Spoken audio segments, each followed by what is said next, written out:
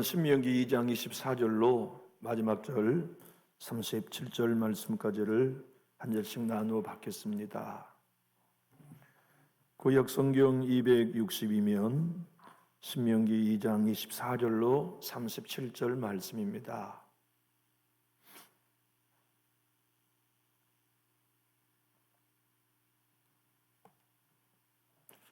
(24절) 말씀입니다.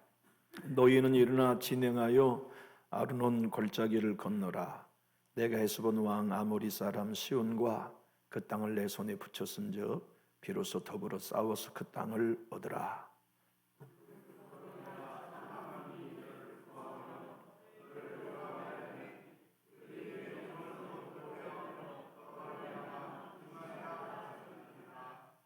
내가 그레못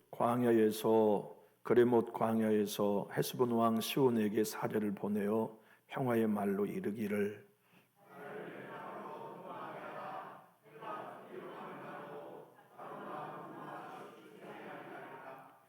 너는 돈을 받고 양식을 팔아 내가 먹게 하고 돈을 받고 물을 주어 내게 마시게 하라. 나는 걸어서 지날 뿐인즉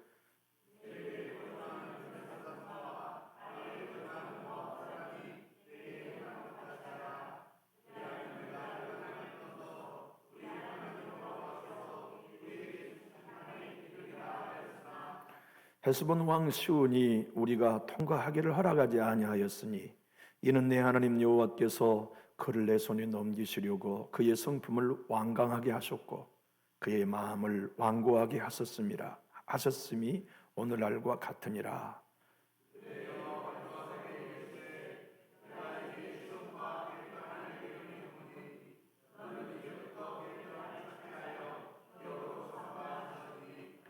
시온이 그의 모든 백성을 거느리고 나와서 우리를 대적하여 야스에서 싸울 때에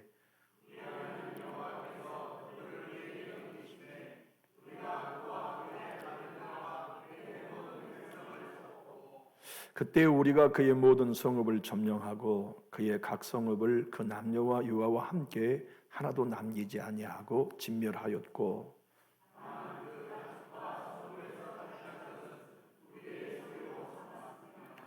우리 하나님 여호와께서 그 모든 땅을 우리에게 넘겨주심으로 아르논 골짜기 가장자리에 있는 아로엘과 골짜기 가운데에 있는 성읍으로부터 길리앗까지 우리가 모든 높은 성읍을 점령하지 못한 것이 하나도 없었으나 오직 암몬 족속의 땅 약복강가와 산지에 있는 성읍들과 우리 하나님 여호와께서 우리가 가기를 금하신 모든 곳은 내가 가까이 하지 못하였느니라.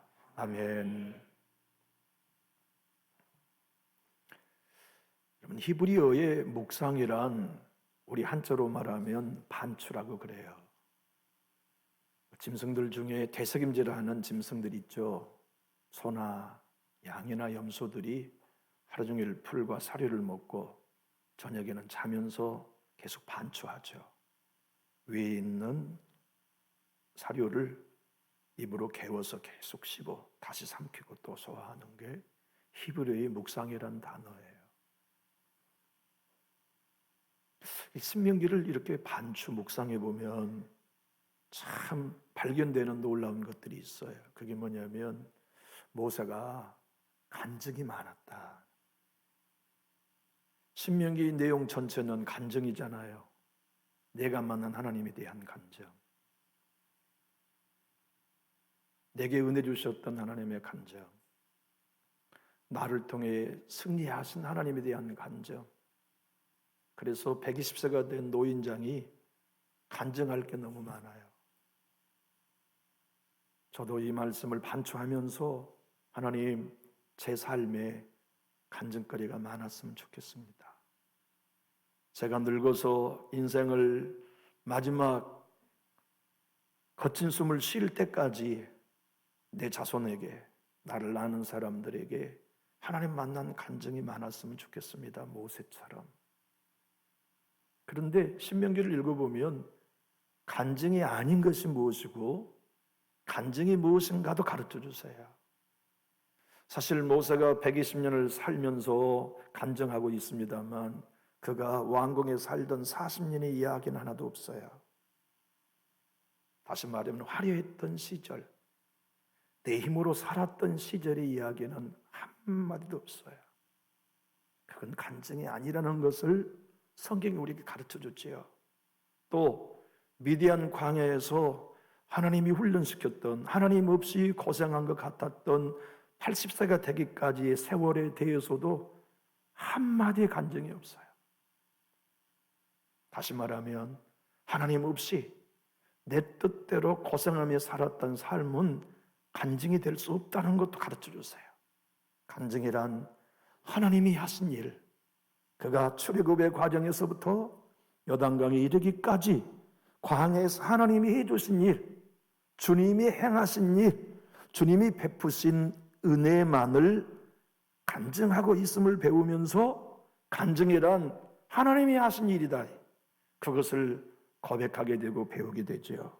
오늘 본문의 말씀은 아모리 사람 헤브론의 왕 시온 왕을 이긴 지난날의 승전보를 회상하며 설교했어요.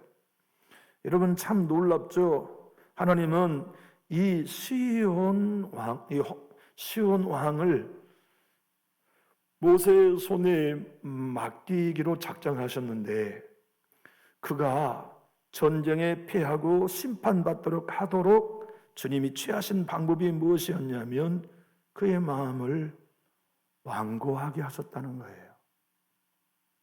성품을 완고하게 하시고 마음을 완강하게 하심으로써 하나님의 심판을 받도록 몰아가시는 하나님의 주권을 오늘 본문을 통해서 배워요. 만약 그가 모세가 한 제안 사신의 이야기를 듣고 당신 나라 통과할 터이니 길을 좀 열어주시오. 네, 그렇게 합시다. 당신 땅을 지나면서 양식을 얻은 건 돈을 내리라. 당신 땅을 지나가면서 물을 마시면 값을 내리라. 우리 평화합시다. 우리 모압과도 안 싸우고 왔습니다. 우리 암몬과도 안 싸우고 왔습니다. 여러분과도 안 싸우고 건널 수 있도록 길만 내주시면 우리 서로 안 싸워도 됩니다. 그런데 하나님은 그 시온 왕을 심판하시려고, 그 아모리 족속을 심판하여 없애시려고 시온 왕의 마음을 완강하게 하셨다는 말씀이 오늘 본문 우리에게 주시는 메시지예요. 여러분, 우리가 사는 길은 마음 부드러운 데 있거든요.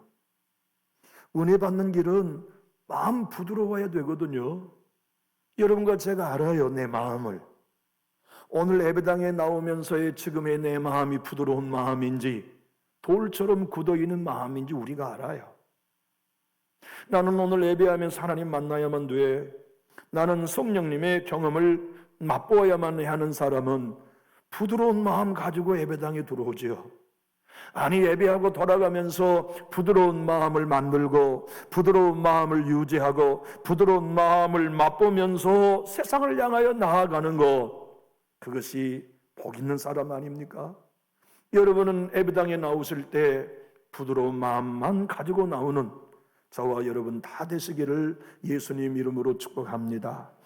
오늘 24절과 25절의 말씀을 보면 이 말씀이 도대체 누가 한 말씀일까? 다시 말하면 화자가 누구일까? 그래서 우리 성경은 참 어려워요. 이 성경의 정확한 의미를 찾기가 우리 성경은 정말 어려워요. 난 정말 어려워요. 24절과 25절 화면을 보고 한번 읽어보면 이 말씀을 하신 분이 하나님이신지 모세인지 불명확해요. 한번 읽어봅시다. 너희는 일어나 행진하여 아르논 골짜기를 건너라. 내가 헤브론 왕 아모리 사람 시온과 그 땅을 내 손에 넘겼은즉 이제 더불어 싸워 그 땅을 차지하라. 오늘부터 내가 천하 만민이 너를 무서워하며 너를 두려워하게 하리니 그들이 내 명성을 듣고 떨며 너로 말미암아 근심하리라 하셨느니라. 이 명령을 하나님이 하신 건지 모세가 한 것인지 불명확해요. 그런데 쉬운 성경을 보면 정확해요. 쉬운 성경은 이렇게 번역해 놓았어요.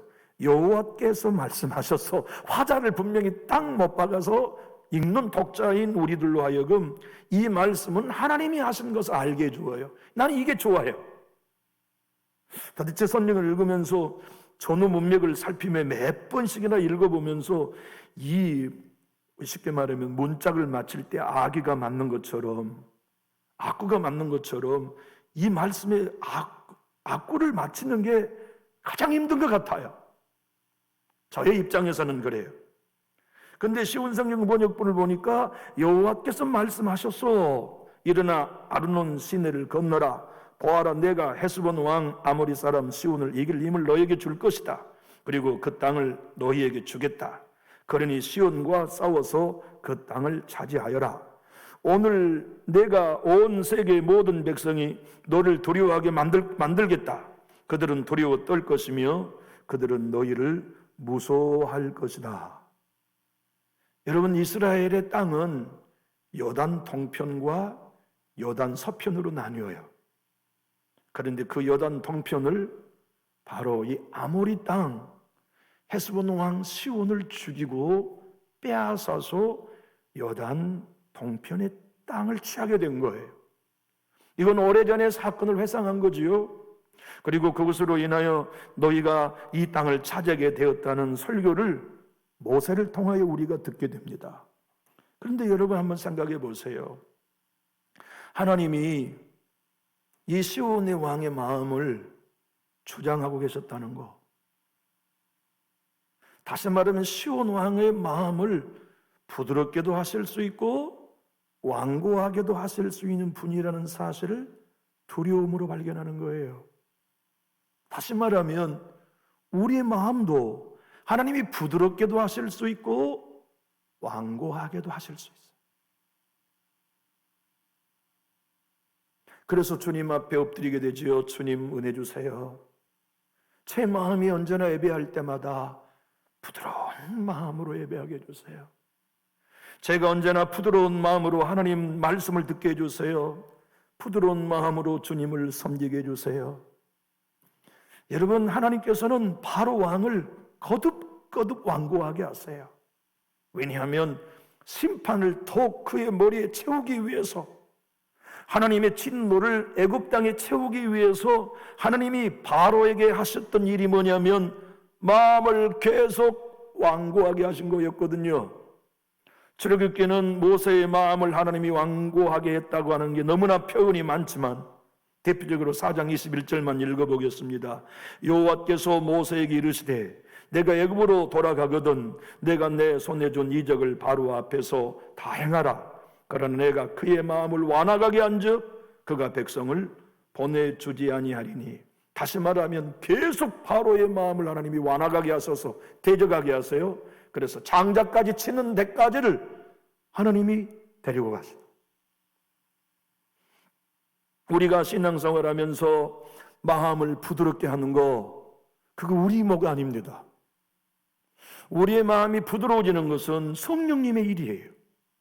하나님이 우리에게 역사해 주시고 마음을 만져주셔야만 이놈의 마음이, 여러분의 마음이 부드러워질 수가 있어요. 주님이 만져주지 않으시면 태어난 인생은 누구나 완고합니다. 자아의 생명으로 살아가고 옛사람으로 살아가는 모든 신앙에는 다 완고한 상태에 있어요. 김남주 목사님이 마음 지킴이라는 책이 바로 이런 주제에 관한 신학적 논거거든요. 영국의 천교도들로부터 시작하여 신앙인들의 마음 연구가 너무나 활발했어요. 그래서 김남주 목사님은 천교도들의 가르침, 이 부드러운 마음과 굳은 마음이라는 주제로 마음 지킴이라는 그 방대한 책을 썼거든요. 그래서 이렇게 말합니다. 거듭나지 않는 모든 인생은 굳은 마음의 상태로 살아가지만 거듭난 그리스도인들의 마음은 굳은 마음과 부드러운 마음이 공존한다. 하나님의 은혜의 방편에 서면 부드러워지지만 그리스도인일지라도 은혜의 방편에서 멀어지면 굳어진 마음으로 교회를 출입한다. 여기 계신 여러분과 제가 우리 자신의 마음을 알아요. 내가 몸만 교회에 나와 있는 건지, 진짜 내가 마음으로 중심으로 하나님을 예배하며 부드러운 마음으로 주님께 찬양하고 기도하며 말씀을 듣고 있는지 우리가 알아요. 만약 우리가 부드러운 마음이 아니라면 놀라야 해요. 부드러운 마음이 아닌 상태로 교회에 나와 앉아 있다면 두려워 떨어야 해요. 야, 하나님, 나 이거 큰일 났습니다. 야단 났습니다. 주님, 회개합니다. 부드러운 마음을 주십시오. 제가 하나님의 말씀을 온전히 받고 결실하는 자가 되기 원합니다 하는 회개가 필요하단 말이죠. 저렇게 14장 4절은 내가 바로의 마음을 완악하게 한즉 바로가 그들의 뒤를 따르리니 내가 그와 그의 온 군대로 말미암아 영광을 얻어 애굽 사람들이 나를 여호와인 줄 알게 하리라 하심에 무리가 그대로 행하니라. 하나님이 바로의 마음을 마지막까지 완고하게 하시니까 갈라진 홍해까지 추격합니다. 그래서 하나님이 물을 모아가지고 애굽 군대를 다 전멸하심으로써 하나님의 심판을 애굽에 쏟았다는 얘기를 우리는 알아요. 오늘 본문의 말씀 참 30절이 가슴 아픈 이야기입니다. 해석은 왕 시온이 우리가 통과하기를 허락하지 아니하였으니 이는 내 하나님 여호와께서 그를 손에 넘기시려고 그의 성품을 완강하게 하셨고 그의 마음을 완고하게 하셨음이 오늘과 같으니라. 수동태잖아요. 사람의 마음 자기 마음대로 안 됩니다. 부드러운 마음 되는 것도 수동태예요. 하나님이 해주셔야 해요. 굳은 마음도 수동태예요. 어둠의 영이 하는 짓이죠. 우리가 하나님 전에 나와 주님 섬기며 예배하는 일에 주님, 나는 하나님을 사랑합니다. 나는 하나님을 예배합니다. 나는 하나님께 순종할 것입니다. 나는 우리 찬양한 것처럼 시선을 내게서 틀어 하나님께 고정하기 원합니다. 그리고 하나님이 일하시는 걸 보기 원합니다. 이게 우리의 소원이 되면 종교생활이 아니고 하나님 만나는 게 내 신앙의 목표가 되면 부드러운 마음 아니면 안 돼요. 부드러운 마음 아닌 채로 교회 앉아 있을 수 없어요. 지체말로 정신이 혼미스러워요. 하나님, 나 이 상태로는 예배 못합니다. 나 이렇게 하나님 없이는 나는 하나님 만나지 못하는 심령으로 나는 예배당에 나올 수 없습니다. 주님, 제발 회개하오니 나에게 정죄간 마음을 새롭게 주시고 주의 성신을 다시 불러주시어서 내가 하나님의 앞에 부드러운 마음으로 뜨거운 마음으로 예배하게 해주십시오 하는 소원이 여러분 모두에게와 저에게 생명처럼 귀합니다. 그것을 실천하며 누릴 수 있는 그리스도인이 오늘날 교회에 얼마나 되겠습니까마는 남전지 교회를 출석한 우리 모두는 그 은혜를 매일매일 누리다가 우리 마지막 숨을 거두고 이 세상에서 눈 감을 때 가장 부드러운 마음으로 눈 감는 제가 되고 여러분이 다 되실 수 있기를 예수님 이름으로 축복합니다. 그런데 여러분, 오늘 본문은요, 하나님이 아브라함과 한 언약의 성취라는 걸 성경을 가만히 살펴 관주를 따라 읽다 보면 알게 돼요. 창세기 15장의 예언이 오늘 성취된 겁니다. 창세기 15장 16절 21절은 하나님이 아브라함에게 이렇게 말씀하셨어요. 내 자손은 4대 만에 이 땅으로 돌아오리니 애굽에서 400년 만에 돌아올 것이다 하신 예언이었어요. 이는 아모리 족속의 죄악이 아직 가득 차지 아니함이라.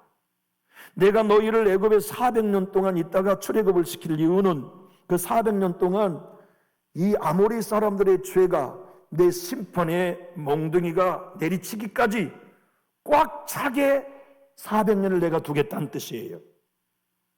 지금 출애굽을 한 이스라엘 백성들이 그 땅을, 아모리 땅을 지나가려 할 때 그들에게는 하나님의 심판이 완전히 꽉 찼습니다.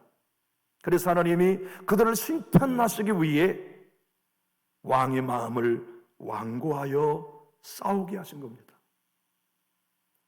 다시 한번 창세기 15장 16절 읽어볼까요? 내 자손은 4대 만에 이 땅으로 돌아오리니 이는 아모리 족속의 죄악이 아직 가득 차지 아니함이니라 하시더니 해가 져서 어두울 때에 연기 나는 화로가 보이며 타는 횃불이 쪼갠 고기 사이를 지나더라.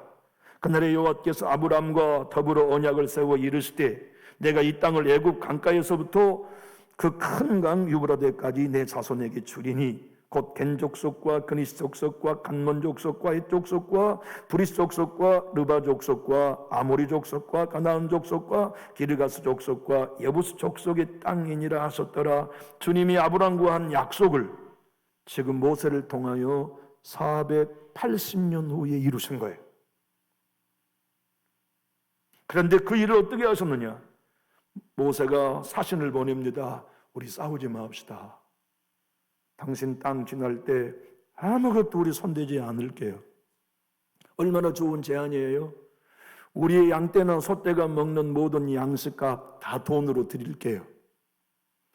우리 양이나 소나 낙타나 우리 사람이 마신 모든 물값을 다 환산하여서 계산해 드리겠습니다. 어느 것 하나 안 건들고 진나만 가겠습니다. 아이고 그렇게 하세요야 맞잖아요. 그런데 안 돼. 그리고 군대를 데리고 나와 전쟁하게 한 것이 그 땅의 죄가 꽉 찼고 하나님이 심판을 하기 위해 그 왕의 마음을 완고하게 하셨다, 완강하게 하셨다는 말씀을 우리가 두렵게 보는 거죠. 여러분, 완강한 건 절대로 선한 일이 아닙니다. 마음이 완고한 것은 여러분과 제가 선택해야 할 길이 아니에요. 우리가 기회만 있으면 모두가 다 신자라면 하나님, 내가 어떻게 하면 부드러운 마음으로 예배할 수 있을까요? 내가 어떻게 하면 부드러운 마음으로 노래할 수 있을까요?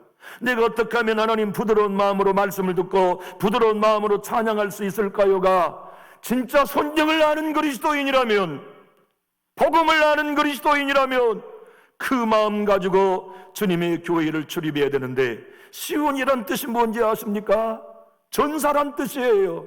이것이 복음이 우리에게 설명해 준 것입니다. 세상은 하나님과 싸워 내가 이길 수 있는 전사가 나다. 내 힘으로 나는 문제를 해결할 수 있다. 내 경험으로 내 길을 개척할 수 있다 하여서 감히 하나님과도 전사 노릇하려고 하는 게 세상의 방식이요, 자하요, 죄성임을 우리에게 보여주는 거죠. 그렇게 되어지면 그 마음은 완고해질 수밖에 없다는 것. 신명기 2장 30절을 우리말 성경으로 한번 읽어볼까요? 시작. 그러나 헤스본 왕 시온은 우리가 지나가는 것을 허락하지 않았다. 우리 하나님 여호와께서 시온의 성질을 강팍하게 하시고 그 마음을 고집스럽게 하셔서 오늘날 그분이 하신 것처럼 너희 손에 그를 넘겨주시려는 것이었다. 여러분, 고약한 성질 가지고 우리 교회 출입하지 말아요. 고집스러운 태도로 예배하지 말고 무엇인지 말씀하십시오. 제가 듣겠나이다.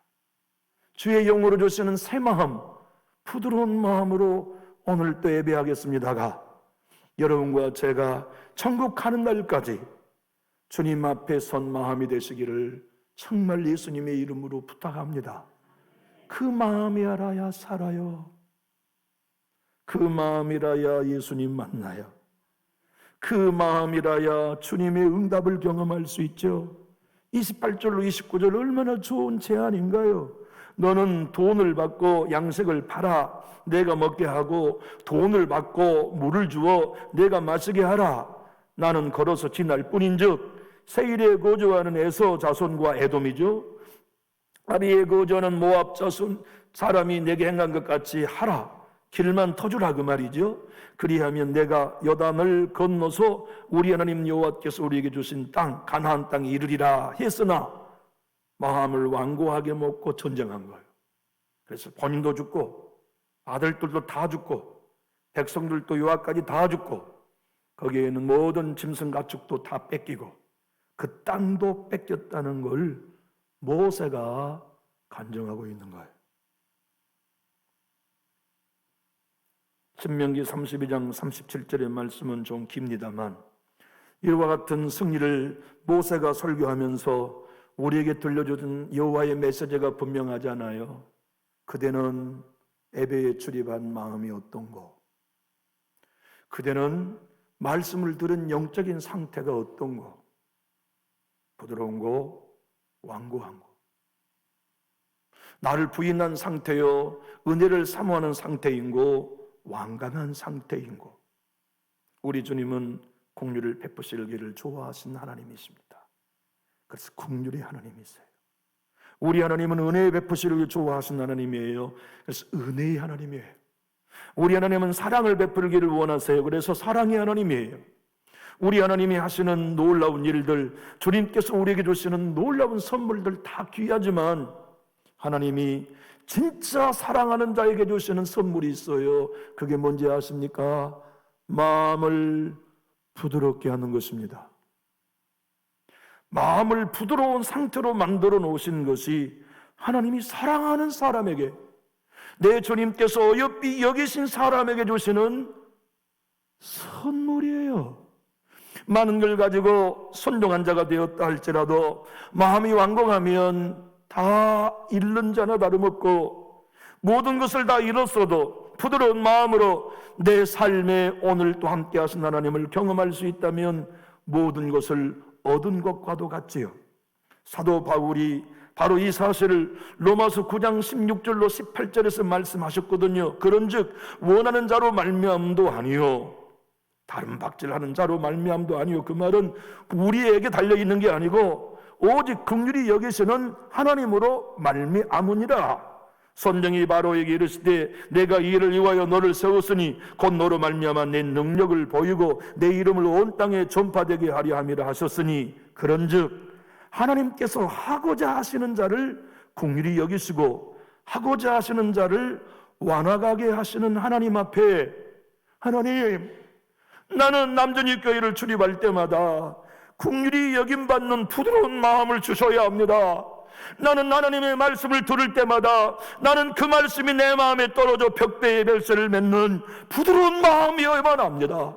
하나님, 내 마음 만져주십시오. 주의 보혈과 성령으로 내 마음을 깨뜨리시어서 굳은 땅과 같은 마음 갈아엎어주시고 돌 같은 상처 깨내주시고 가시밭길 같은 아픔들 걷어주시어서 부드러운 옥토 되어 하나님의 말씀을 100배로 결실해야만 나는 살 수 있습니다. 내가 적은 이 은혜 있어야 합니다는 마음으로 우리 하나님이 부드럽게 하시고 완화감을 깨뜨리는 주인공이 제가 되고 여러분이 다 될 수 있기를 정말 예수님의 이름으로 축복합니다. 그것을 아는 사람이 영적인 사람이에요. 그것을 자기의 삶에 실천할 줄 아는 사람이 기도하는 사람이에요. 그 사람이 성령의 사람이에요. 완화간 상태, 고집스러운 상태, 포화간 상태로 교회를 출입하면 여러분 자신에게나 교회에 하나님의 도구로 쓰임 받을 일은 없어요.